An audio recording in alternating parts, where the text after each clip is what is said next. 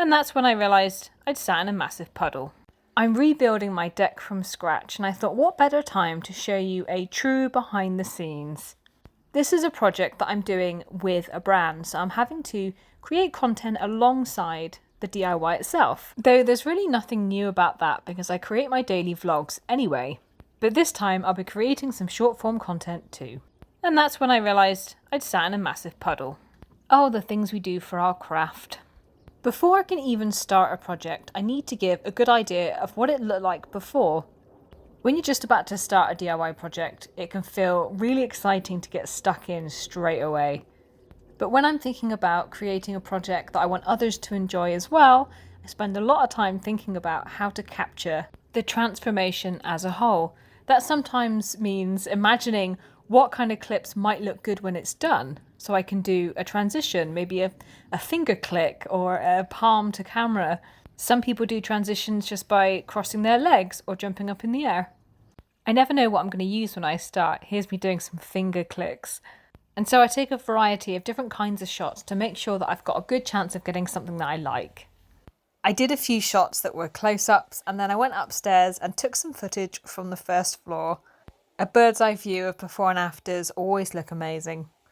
Finally, I was able to get down to work. So I started off, as I always do with every project that I do, by preparing the area.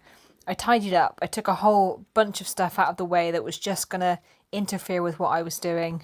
The very first thing that I'll need to do is to pack away the hot tub, which is no small feat because it's full of water. I wanted to find out if the water that was in the hot tub was chlorinated. Chlorine naturally dissipates over time, and if this water is free of chlorine, I'll be able to water my plants with it. I have these little testing strips that tell me how much chlorine is in the water, amongst a bunch of other things as well. It also tests for pH and water hardness, which are also things you have to test for when you have a spa to look after. You only have to dip it in for a few seconds, and I discovered that the water does have a lot of chlorine in it, so I'm not going to be able to use this to water my plants, which is a real shame. This is going to have to go down the drain. I started to dismantle the cover. I bought this earlier this year to save on energy, and it has worked a treat.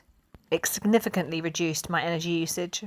I took this next shot just for you to watch. It is so satisfying.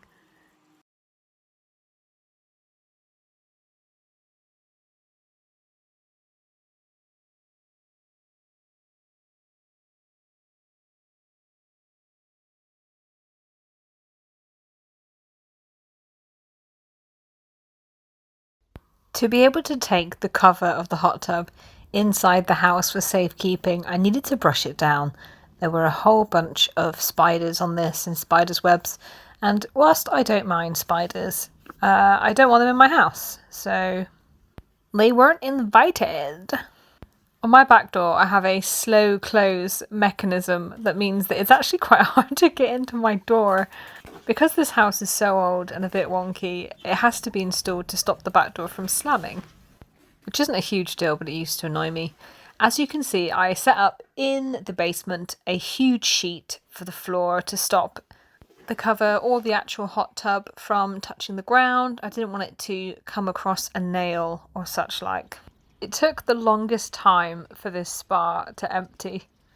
On this tripod is my second phone that is recording in a time lapse the water draining out of it from this little tube just here. This is especially designed to allow the water to escape. It left very quickly at the start when there was lots of water in there and therefore lots of water pressure, but it's taking a very long time to empty fully.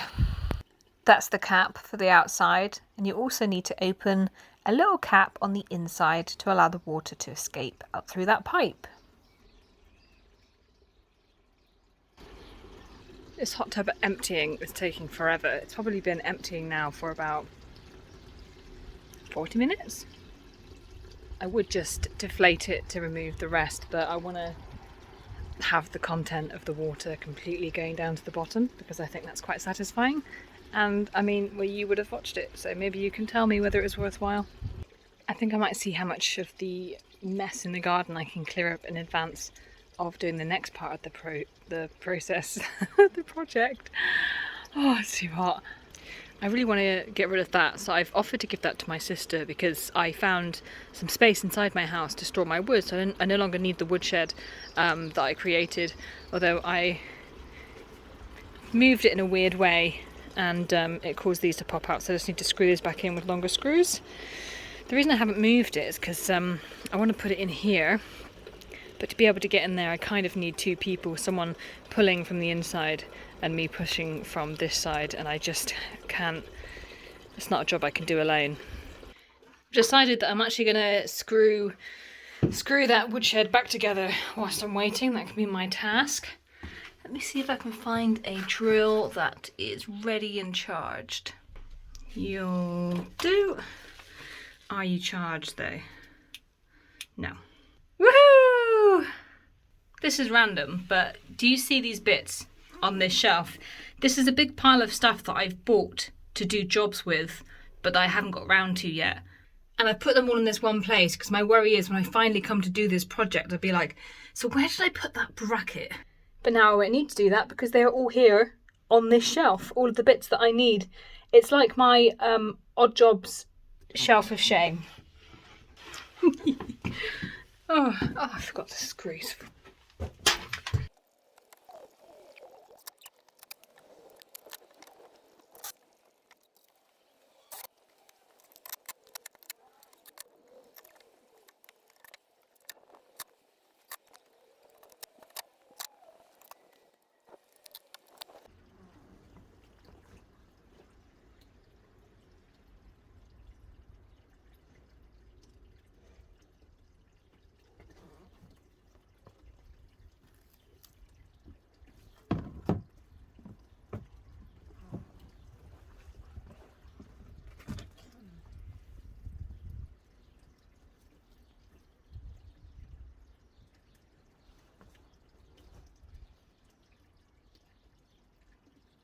Whilst the last of the water was draining out, I decided to disconnect the pump from the tub.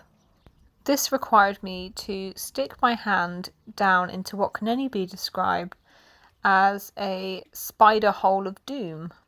I had to reach down at a bit of an odd angle to take the Velcro on the outside of the hot tub cover apart. But I didn't know what was down there, but I did know there was lots of spider webs. And they were the big crunchy kind, you know, like the kind big spiders make. So I'm very much taking my life into my own hands here. That's where my arm is right now, in the spider hole of doom. You ready for this? You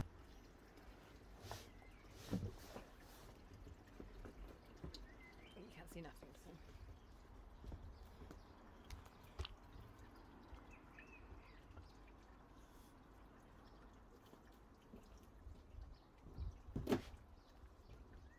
By the way, I thought this was a great time to mention, as the handle literally falls off of my hot tub. I would not recommend buying a lazy spa. The fabric on that handle had just completely disintegrated. It was just dust. I've already had to have the pump replaced once, and they made such a big fuss about it. It failed 1 month before the end of my 2-year warranty. And I think you should always be very skeptical of a company that has just a 2-year warranty. Like, what are you scared of? Are you scared that your products are not going to last any longer? Why not a 5-year warranty? Do you have so little faith in your products that you don't think they're going to last past 2 years? The truth is that products like this are designed to fail. They want them to fail so that you have to buy a new one. And when they finally agreed to replace the pump that was broken, I asked them, where do you want me to send the broken pump? And they said, just stick it in the black bin. And so I asked them, do you not have a plan for your products when they stop working? Which is so incredibly irresponsible for a brand to not have a full life cycle for their products. But that wasn't the worst thing. To be able to send me a new one, they forced me to share with them a photo of me having cut off the cable to the unit.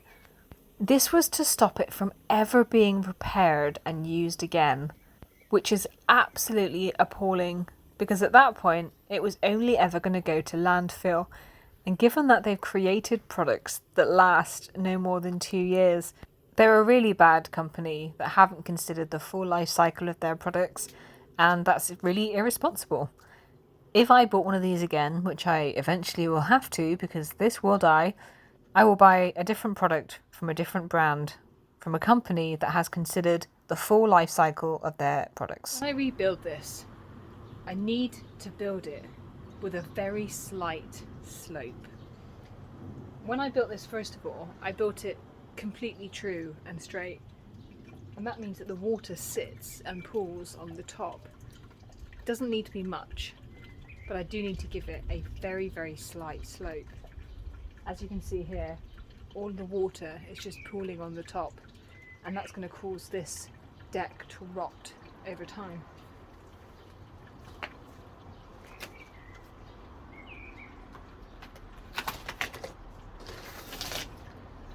I'm going to take all of these pieces off and leave them to dry in the sun.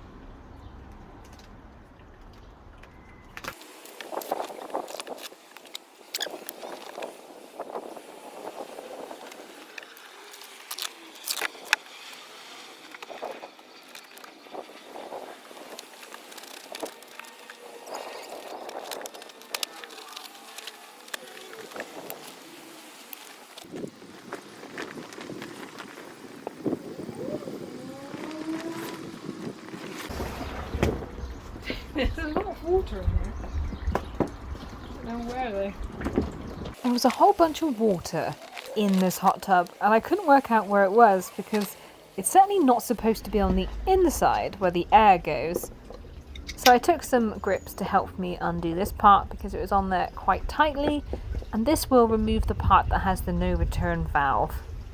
The no return valve stops the air from coming back out. Also stops any water coming back out that might be in there.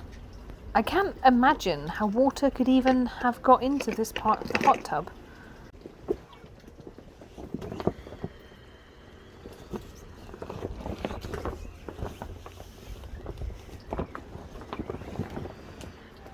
Yep, there it is. All of the water is inside the rim. That's so strange. I then spent the next 30 minutes gossiping with my neighbour because, as good neighbours do, before putting the deflated hot tub inside. This is where we have got to today. Don't tell anyone, but I have progressed this actually a little bit further than you can see here, but it's so much work to edit a 10-minute video at the end of the day, so I'm going to pause it there and we'll come back tomorrow and I can show you the next part of rebuilding this deck. And if you like this episode, don't forget to like this video and subscribe to this channel.